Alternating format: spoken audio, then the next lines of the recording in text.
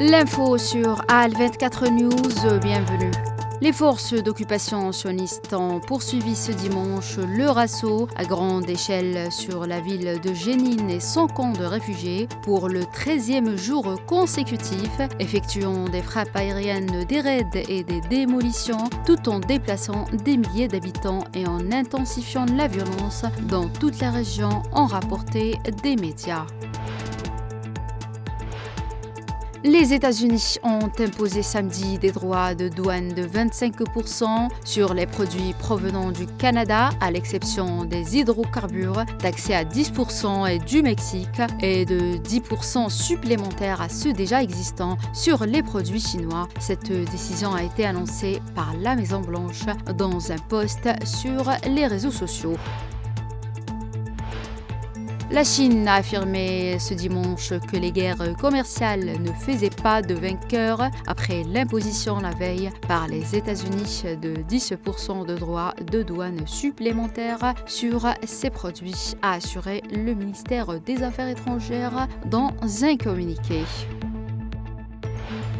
Le Canada va mettre en place des droits de douane de 25% sur les produits américains en représailles à ceux annoncés plus tôt par le président américain, a déclaré le Premier ministre canadien Justin Trudeau.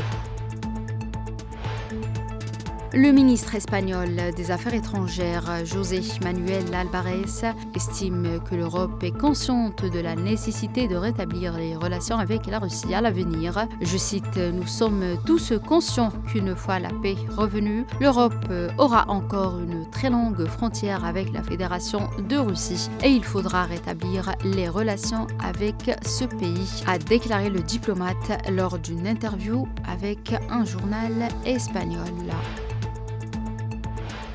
Les forces armées ukrainiennes ont commis un nouveau crime de guerre en lançant une attaque ciblée de missiles sur un internat dans la ville de Soudja, dans la région russe de Goursk, a indiqué le ministère russe de la Défense. Selon les informations, le lancement de missiles ennemis depuis la région ukrainienne de Soumy a été détecté par la défense aérienne russe.